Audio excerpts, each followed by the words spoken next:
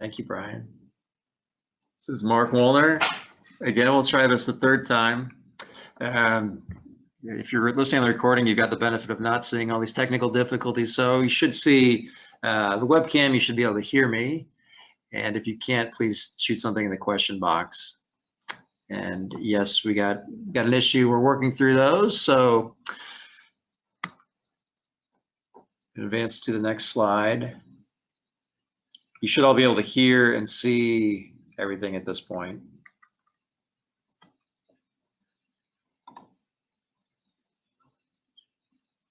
So why are we having this webinar? Really, this is part of our philosophy of moving from, we call it this bridge building tool. We're always thinking about how we move from now to wow, and just want to use an analogy. Where we want to get to is we want to build this fantastic house. And I think all of you know who are joining this webinar have a little bit of background that we had a piece of legislation passed here in Indiana this last session. And within this legislation, it created a new credit enhancement tool for Indiana. And so our wow, where we want to get to at the end of the day, is a built program, one that delivers a clear value proposition for our qualified entities, one in which we know who those, that defined set of qualified entities will be, who can be best served by the program. We've got an application, and we've got a core financing team in place. And so that's the end of the bridge we want to get to. Where we're at now is really, I think of it as blueprint stage, right? So the statute and the bill that was passed here just a few months back gave us the legal authority to create this tool. We have a pretty good sense of what that value proposition is. We have a sense of the value to qualified entities. We have a sense of who might benefit from the tool. But again, we want to move now from kind of the conceptual stage now into the fully built model. So how we're going to get there is part of why we're here today. Construction phase. So our end goal of this point in time, as you can see on the screen, is to build that program. And part of what we're going to do after this webinar is put out a request or a solicitation to you for structuring ideas and for financing ideas to get to that wow stage. And the reason we're having this webinar is to help us build that solicitation in a way that's meaningful, that's understandable, it's clear, concise, and helps elicit some of those best structuring ideas. And we're including you again. I don't know that we've done this before, but it's part of our philosophy that, you know, the more minds, the better. We want to be inclusive and collaborative. And never having done this before in Indiana, we just truly think that if we're intentional about getting feedback on the front end, it'll be a better product for our customers and your customers here on the back end. Start with a little housekeeping here. Summary quickly before we get into housekeeping of today's broad agenda. I think I've covered this a little bit. So real briefly, first going to summarize what this special purpose vehicle credit enhancement tool is that was created and just recently became effective in Indiana. And secondly, kind of preview again what we're thinking and the concept of you know, how we might ask you for ideas and help in structuring a program around that skeletal structure. So housekeeping, I think some of you, thank you to our technical difficulties, actually forced some of you to find the question button already and tell me you couldn't hear me or see me, so that's fantastic. But you should have a question function available to you. Feel free to ask questions, leave comments, leave feedback. Want this to be interactive. I will stop and answer questions as we go. And just want you to be clear, these are visible only to us, so feel free to ask anything. They're anonymous to other participants. This webinar for an hour is intended just to be a summary of the tool that we have. We trust that you'll do your own research and dig in a little bit deeper off this call and not rely on our broad summary as a full understanding of what the special purpose vehicle is. Again, this webinar will be recorded for your future use and for others who can't be on here. Welcome to our recorded listeners. And again, I want to step back, and the purpose of this webinar is not right here and right now to get your ideas for how to use this tool. It's really to help us ask the right question for you to help solicit that idea in the future so that we're asking the right thing, that our responses that your responses to our request are crystal clear, unlike that last sentence I just said. We'll use your feedback post-webinar to improve our concept. And just to be transparent on those last two bullets, totally voluntary process, and nothing you say will be used to your benefit or to your detriment in our final deliberative process. If you have any questions about housekeeping, please just jump on and shoot me a question, and I'll get those answered as we go. I think most of you have worked with the Indiana Bond Bank in some capacity or are familiar with the Indiana Bond Bank in some capacity. I'm not going to walk through each of these bullets about who we are, but for those who aren't or who need a refresher, just some very high level bullets here about the bond bank and really our mission to deliver targeted financial solutions to our state's qualified entities, from smallest township to the largest state agency and anywhere in between. We're always looking for ways we can deliver value to our customers, and this tool slides right into that. All right, so let's get started. We have new legislation, and Bond Bank is very excited to have, with a lot of assistance and help from a broad team, to have gotten unanimously passed legislation through the state of Indiana's legislature just this past session. And the legislation, among other things, authorized us to create a special purpose vehicle tool to serve as a credit enhancement for qualified entities that need to borrow. And really, primarily two things drove this. One is, again, we're always looking to provide enhanced access to capital markets for our customers and achieve lower cost of borrowing.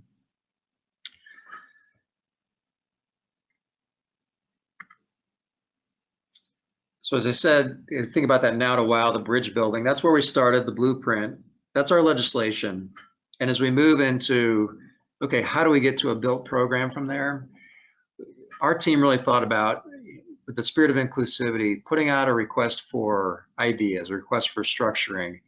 We know many of you have worked in other jurisdictions, which may have similar tools to the SPV. We know many of you have experience getting rated brand new credits or brand new revenue sources, and thought that experience might also play well into this. And so we're considering putting out a solicitation, as we're calling it, solicitation for ideas. And right now, in this early draft stage, it's got 6 core components, kind of a purpose statement laying out what we're looking for, background on the new law and the special purpose vehicle, a resource hub, which I'll get into a little bit in a second, some provided assumptions, components which we'd like in your responses, and then a timeline for our review process. And so the goal for the rest of this webinar is I'll just go section by section, kind of unpack what we're thinking with each of these sections and draw out some of your feedback, questions, and comments. How's that sound? All right, let's dive in.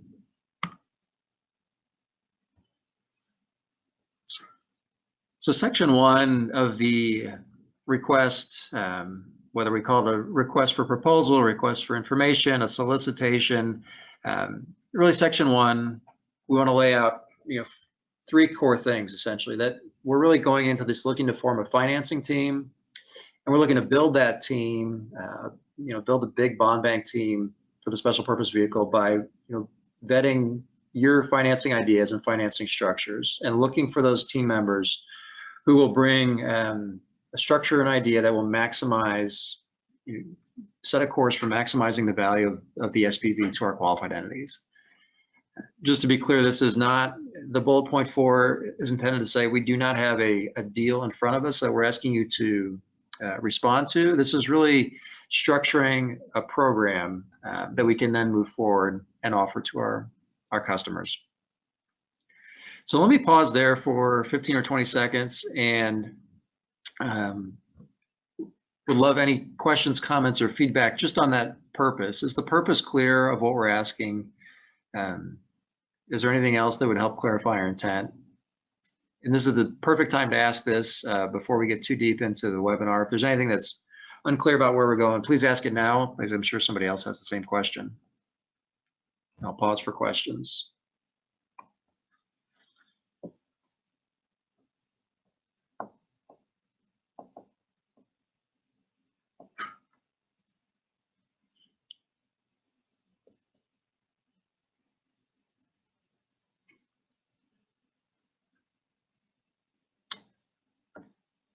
Right, I'm going to keep going. The only feedback I've gotten is doing great. So I'm glad my mom was able to make the webinar today. That's fantastic. Thanks, Mom.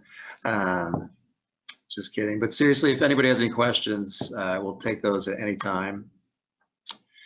So the second part of the RFI, RFP solicitation is going to be background about the law that got us there, the bill that got us there, which is 1473.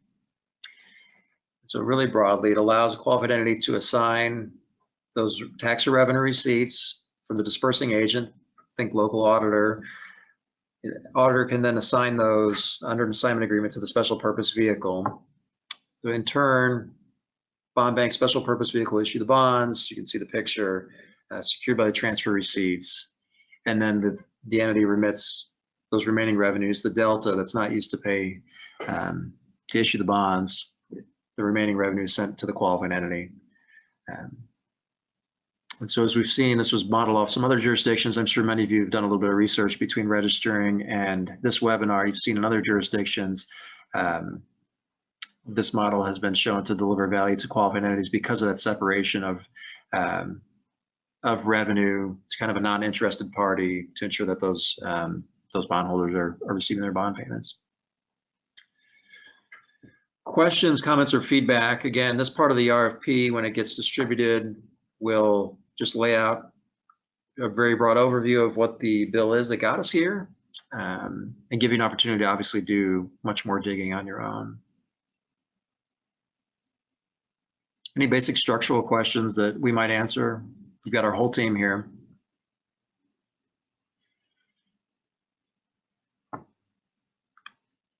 All right.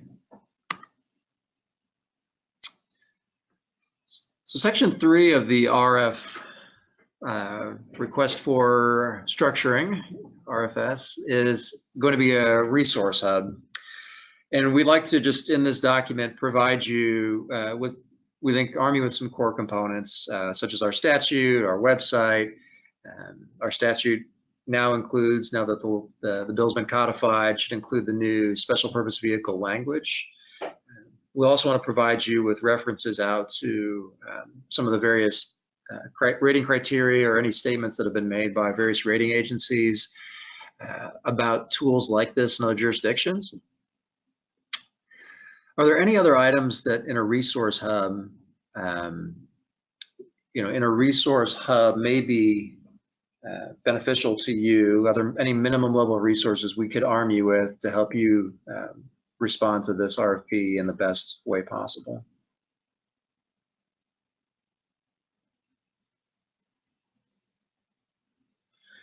So I got one question. This is a good question. I think this relates back to the second section about what 1473 is. Let's go back there. And the question is, just so I'm understanding correctly, the bond bank would be serving a similar role to a lockbox service. I think that's one way to think about it, certainly, where essentially that auditors distributing the revenue to the bond bank's peeling off and making that bond payment and then remitting the delta to the qualified entity. So the qualified entity will end up net in the same position as if they had made that bond payment themselves. The bondholders should end up kind of net in the same position. But by putting that layer of the bond bank of having, again, this non-affiliated entity from the qualified entity serving that capacity, we do see from in other jurisdictions, there's a layer of value from the rating agencies. And Angie, you're certainly willing, I think it's analogous to the lockbox service. Is there anything you want to add? Yeah, I would just add, Mark, that I would look at this in even a more secure than a lockbox service, in that the QEs, the underlying entities, are actually assigning this revenue stream over. So in turn, these revenues then are really that of the SPV vehicle. In this case, it would be the bond bank or an entity created by the bond bank to really serve in that role. So even taking it a bit further on what we feel the security could be when one looks at this. Very good. Yeah, I've heard it described even as a pre-intercept mechanism. And another question. And the person, I think Andy just answered that question, which is fantastic. Don't see any questions on section 3 in the resource hub. So we'll provide, again, those level of resources to different things, different tools that might help you respond to this document. So here's where we get into the meat of the request, where we'd really love your feedback is we'd like to provide you with a set of assumptions because we know it's hard on a blank slate to say, what are those best financing structures? How might we best add value? And so, as we've talked about it internally, we could see two very easy solutions perhaps to model off of. And situation one, scenario one would be an A-rated qualifying entity. And situation two would be an unrated qualifying entity, the qualifying entity that does not have an underlying rating. And so thinking about how you might model or how you might use this tool created by 1473, where those entities might borrow at now, and with the application of this tool in a way that you've designed, where that gets them post use of the tool. Other assumptions we think might be important right now as a plug number, just assume cost of issuance for Team Bond Bank, which would be Bond Bank, our municipal advisor, our legal counsel, would be $250,000. Again, that's just to help estimate cost of issuance.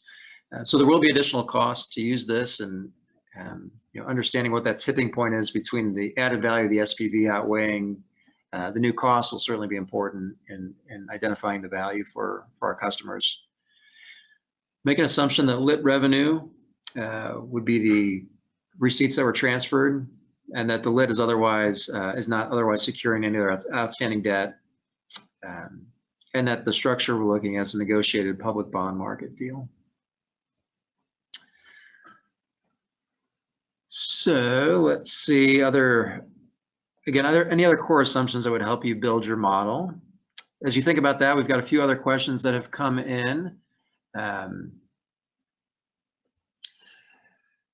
So one question, let's see, the question is resources. How you plan to structure the deals between the bond bank and the entity would be helpful. What documentation would exist between the bond bank and the borrower? And so I think it's a great question. I think really some of that is what we're looking to ask you to help us think through in terms of how do you think that structure ought to be between the bond bank and the entity. I think if you can,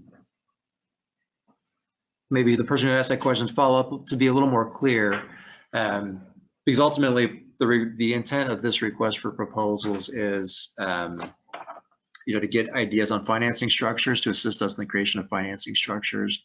But if there's certainly assumptions that we can make to help unmuddy the waters a little bit in that would be something we'd certainly look at doing. Another question is, so is the intent public, not private bank placements? So for this assumption, oh yeah, fantastic. Go ahead. So I think Brad Bingham, you are on the line. Yeah, just to answer the question about the documents between the bond bank and the QE. I mean, the only document that's really required pursuant to the statute would be the assignment agreement. But again, as you mentioned, Mark, we're not that far along where we've actually put that document together. So I think in response to that question, it is somewhat of a blank slate. We will have an assignment agreement, but if to the extent there are other documents that you'd want to see or would need to see or we need to create, we're certainly open to that. Thank you, Brad. And while you're on, we got a question I'd be able to help answer, Brad. And how does this affect their constitutional debt limit by using the conduit?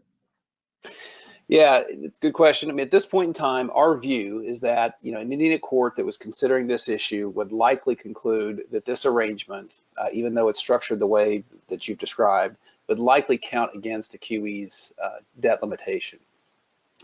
That being said, it's case to first impression. This is a novel structure here in Indiana. No court has considered that, so there's really no case law on point. And so I think what we would say is that, look, to the extent you have ideas or concepts about how this may not be treated as debt of the qualified entity, we would welcome that in your response to the RFP. Fantastic. I had a question about, from a bank's perspective, one of the assumptions they would like to know is the coverage and coverage of the specific revenues in the debt service. That's really good feedback because we have, as we look to the next section, that is actually one of the things we had thought you might be able to share with us as you pencil out structuring. We want to give you a little space because we do think perhaps depending on how you structure those coverage ratios, different results might apply. And so I think we're open to talking about kind of fixing that out as a fixed part of this equation and not making a variable. But I think to this point, we feel like there's some benefit of leaving that as a variable and having you think through kind of what that magic ranges or magic number is on coverage. It's a really good question. Is that something we've certainly considered? Got a question that says, how large is the QE borrowing? And is this a single qualified entity or multiple in a pool? So tackle those one at a time. How large the borrowing is, again, that's similar to the last question. We have thought about not fixing that out and leaving you as you model this out to help us think through, where that tipping point of par amount is, where the value to the qualified entity exceeds the additional costs and the time, effort, and energy to go through a structure like this. I think we can certainly think through whether it makes sense to kind of give you a plug number par amount. I'm not sure that we don't have again, it might be different if we have a live deal in front of us, whereas there's a set borrowing need. We don't have that right now. And so I think there might be some value in you helping think through sizing, what par amount range this might work for best. In terms of single QE or multiple in a pool, I think in the scenarios that we've given you with the assumptions, I think we've assumed that these are just two single entities coming to the bond bank by themselves. We're certainly open to so I want to say that we're certainly open to kind of a wild card scenario. We've given you the A-rated and the unrated. You may look at this and say, gosh, they've totally missed the boat, that this could work for this other type of entity, or could even work better in a pooled scenario. And let me explain how that might be. So we're not intending to exclude those options. We've just, I think, tried to pick out what we see as maybe two of the widest paths to generate some ideas off of. Anything else I'm missing there? Will each entity have their own appendix in series? Brad, that sounds like a question for you. Yeah, I think this kind of goes back to, would these be standalone deals or pooled transactions? And I think at this point in time, we're approaching this as standalone qualified entity transactions. I think it would just get really messy to try to put in multiple QEs like the bond bank has historically done in some of our financing pools. That being said, it's not impossible. I think that's just probably biting off more than we want to chew at this point in time. A question that says, does the current legislation allow for the transfer of assets for a sale lease transaction as allowable by Indiana law?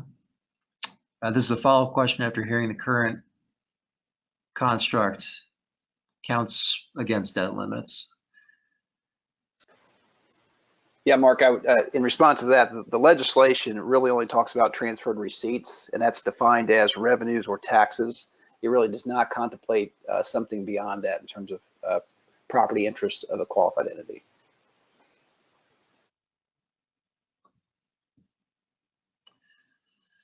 Question I want to make sure I didn't skip over. This came back a little bit, I think, Angie, after you had described the structuring. And the question is, given the structure, is there a lag from when the qualified entity normally would have received their funds? So not go through the bond bank, they receive the funds and right day one. If they go through this new entity, what's our perceived additional time that the delay in receiving funds?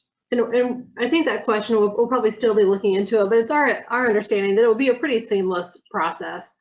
We're envisioning that those funds then would get remitted from the disbursement agent to the bond bank. A certain level most likely would be withheld for the bond payments, and then any residuals back to the qualified entities. I think just based on our conversations with some of the other partners at the state, understanding their rules, there could be a couple day difference on what the normal stated date would be. And I think those are questions we'll continue to flush out with some of our other state partners on how those revenues flow. But we're not thinking it would be anything material that would impact QE's operations and normal day-to-day business. Yeah, that's a good point. We had a lot of conversations during the course of this legislation with a lot of those key state partners to ensure that they understood and could manage this process. Well, thank you. It must be weird to hear from Brad and Angie as these ghosts, and you can only see my face. So they're my little angel and devil on my shoulders here. Okay, let's see. Has the audio stopped for all? Gosh, I hope not. Otherwise, this has been just me talking to myself for a while. So appears on my screen, audio is still going. The video is still going. So I'm going to keep going.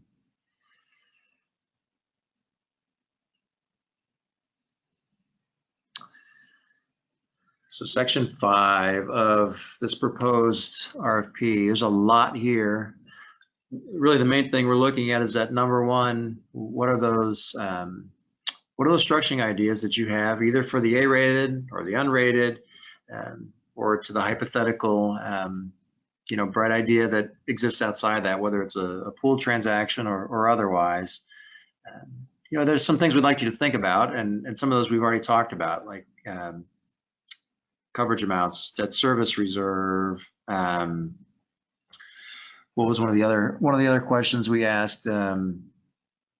Par amount, minimum par amount to achieve those special purpose vehicle benefits. So some of those you've already started to think about, which is really, really exciting and really good. Other things we've asked, what's your rating agents? What would your rating agency strategy be? And you can see the list there under 1. If there are other things you think we ought to be asking or clarification about some of these criteria, please, this is the time to jump in. The first part is really the core part. I want to make sure I'm not missing any questions. This first part is really the core part. The second, if you do have a specific qualified entity that you work with regularly that you think, oh my gosh, this would work perfectly for them, I think we want you to signal that. If there's a way to signal that, that certainly is meaningful to us. If we can immediately come out the gate and provide value to a qualified entity with this new tool, we'd welcome that and look forward to it. You certainly don't have to specifically name who that is, but if you just signal to us that you are working with a QE who might be it might be a good customer for this, certainly let us know. And then third, beyond just the normal, firm experience and the one-page bio for everyone, we want to hear from you, your experience working with special purpose vehicles, special purpose entities type structures, perhaps in other jurisdictions, or working with rating agencies on getting new structures rated. If you can see the little wheel up here, please add visuals. We're certainly, welcome any kind of model, mock-up. In addition to all the text, certainly if you've got a visual aid or a flow chart that will help explain your idea, we will welcome those. And so now I'd like to turn it to you for feedback. Are these components clear that we're looking for? What else should we be asking for to help differentiate your response? So we got our question on this is have you discussed this new structure with a rating agency already? Have you received any insight from them? Let's at a very high level have heard from rating agencies who are aware that the state passed this legislation. I think like at a high level, perhaps what's different from Indiana and other jurisdictions that have done it is that this special purpose entity is created by the bond bank. I believe in some jurisdictions, the local QE can actually create their own special purpose entity or an entity kind of geographically located near that QE can create the entity. And so just at a high level, have heard it's nice to have even that added separation from the bond bank being even more divorced from the local situation. Beyond that, have not had any guidance from rating agencies on the tool, but they're aware that it exists, and I think it's up to us to come to them with some structures to see what we might make of it.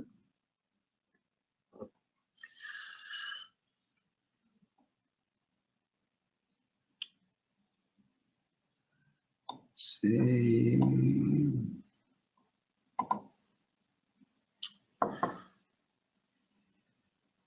Other questions on this section? And as we move forward, please feel free to just jump in with a question at any time. I know it's a lot to go over, which is why I want to talk about this now and give you a chance to also think it through. This will be published. You'll have a chance to digest it a little bit, marinate on it, and send us questions or feedback at a later date. So the final part, if you think about this as an RFP, is we'll have a timeline. We don't have a release date set, so the timeline will have the release date. We'll have, again, very basic how long this is going to be open, opportunity for written questions, and setting some deadline, some number of days prior to the due date. Then obviously our timeline for first review. We'd love to have interviews with those who have responded with ideas that we'd like to talk more about, and then get into a second review period.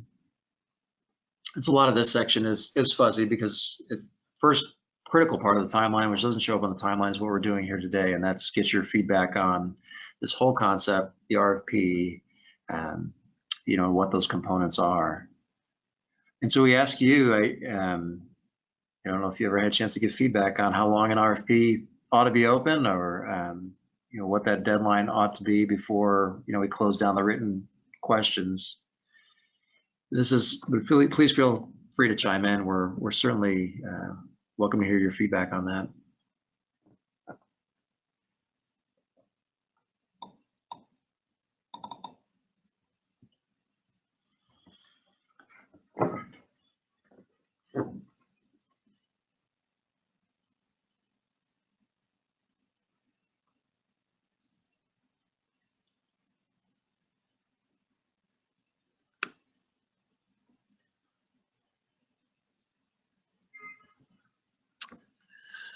So one piece of feedback, 1 to 2 weeks.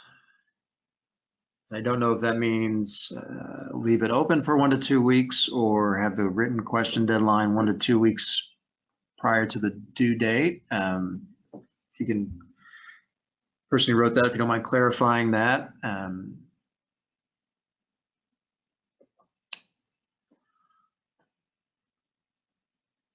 Feel free to use your question function. I think we've generally been thinking kind of in that 3 to 5 week range to keep the release open, to give you time to read, think, and put proposals together. I think historically we've had written question deadlines. 10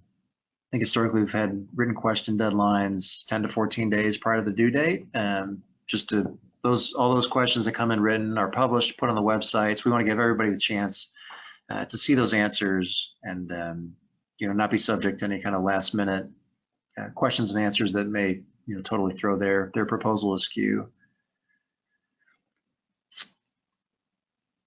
So the proposal is leave it open for 1 to 2 weeks with questions due at the end of the first week.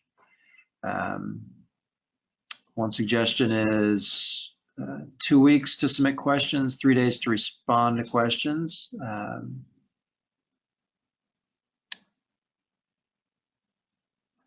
And then more time is never a bad thing.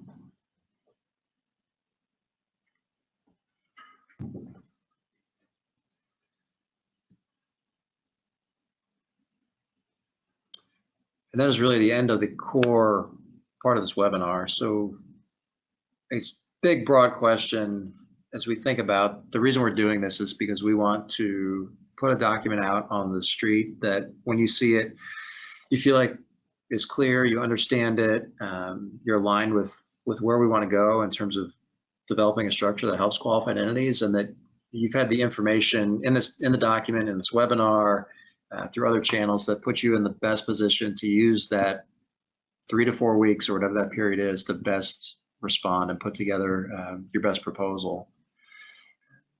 And so with that, please continue. The chat box is open. I think at this point, any questions, comments, or feedback about either what we're doing today, this process, or the document itself, please share.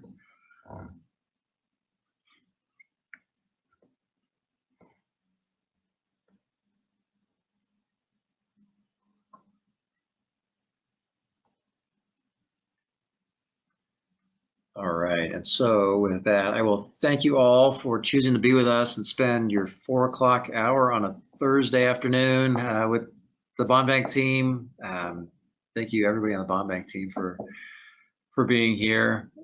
Just leave you with our next steps. So this bond bank team will synthesize, we'll take all this feedback that we've gotten, the questions that are coming in. We'll distribute this webinar via email. We will post it on our website. We'll use all this feedback and these questions to improve our thought process, and so that when we do publish something, it does reflect the conversations we've had today. You've got my email, bond bank email, if you've got anything post-webinar.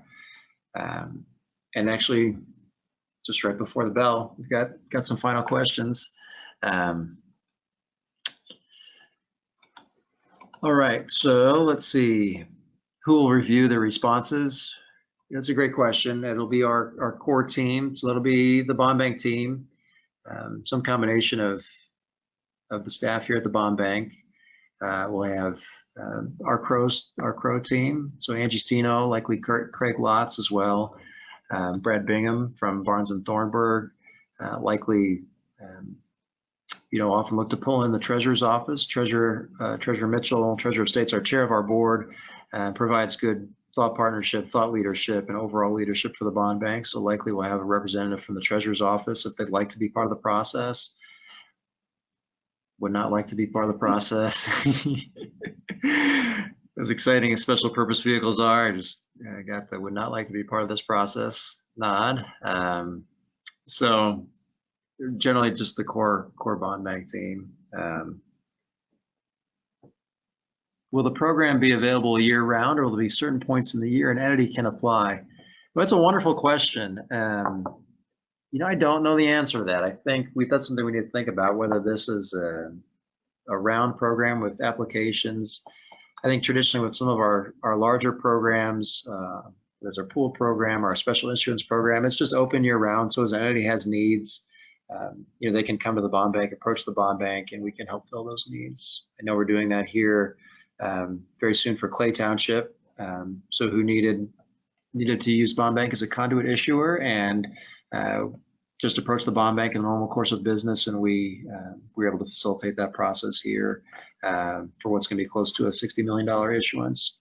And so I don't know the answer to that. That's a very good question, but if the tool can work to be available year round for entities as they need it, that would fall in line with historically how we've done things. I would welcome feedback on that.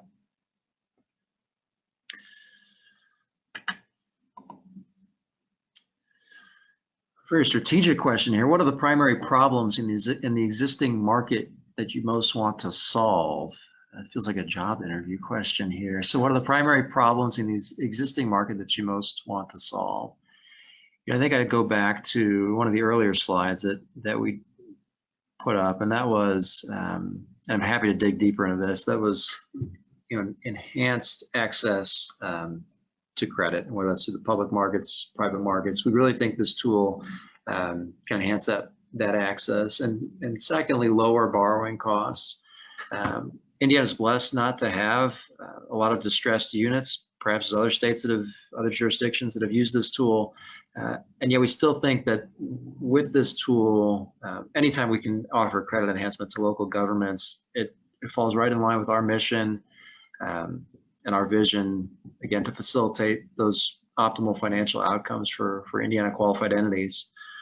And so really it's another arrow in the quiver, another tool in the toolbox, another way that we can, another item on the menu to provide value to qualified entities. So I wouldn't say that there's this overarching problem, quote unquote, that we're trying to solve. Again, just more so ensuring that we're showing that thought leadership and getting the statute passed, and that we now have a new tool to offer our QEs. I don't know if I got the job, but let's see. If we can keep a tally of the Q&A from today that we can post with a deck, that would be helpful. I think that's a fantastic suggestion, and we will be sure to do that. Thank you. You're welcome. Do you anticipate seeking amendments to the legislation in future years to get outside of the debt limit? Again, I think Brad, maybe step back in, or I can take a crack at this question. Again, the legislation is silent on the constitutional debt limit question. And Brad, I can hear you want to jump in. Yeah, that's right. I mean, it's, I think we would certainly be open if that was part of someone's response to suggest that there be tweaks to the statute. That alone, though, cannot overcome the constitutional issue, which is, if we conclude it is debt, the only way around that is via some sort of constitutional change, which I don't think would happen here. So again, we're looking for creativity. So if there's other ideas and thoughts about, the legal basis upon which we could conclude that something's not debt, or a court would conclude that, we'd be open to thinking about that.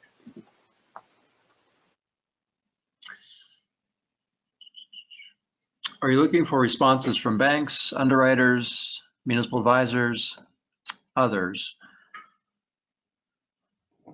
Look to the team. I don't know that I certainly did the draft and the concept that we've talked about. I don't recall it has any kind of limitation in terms of who we're looking for responses from.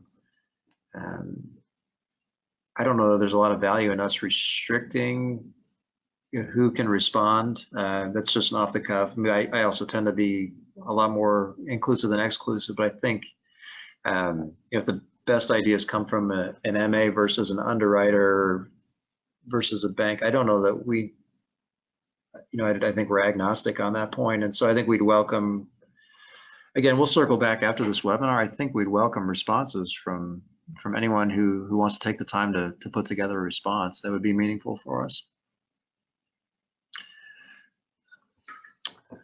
Question on one of the estimates, or one of the assumptions we're providing, is $250,000 in terms of bond bank cost of issuance really a realistic estimate? That seems high, is the piece of feedback.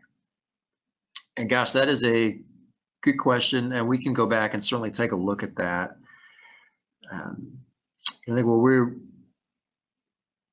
happy to turn it over to Angie or Brad. I think we want to give everybody just kind of the same, whatever that same number is.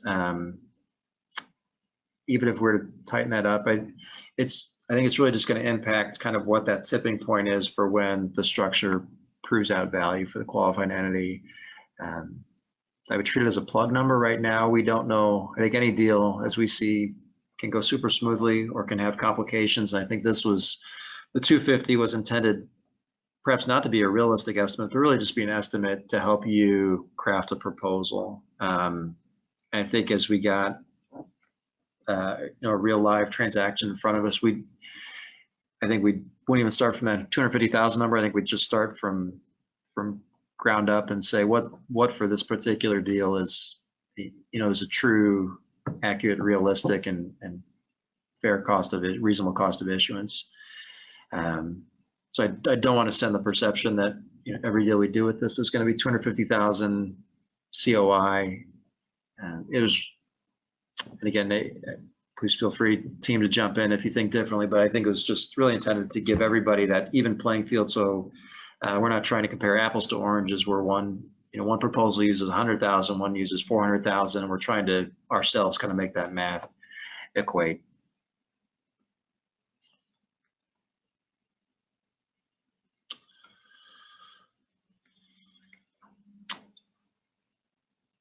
Not seeing any other final questions, I want to thank you all for choosing again to be with us, for watching this webinar, for suffering through the beginning technical difficulties.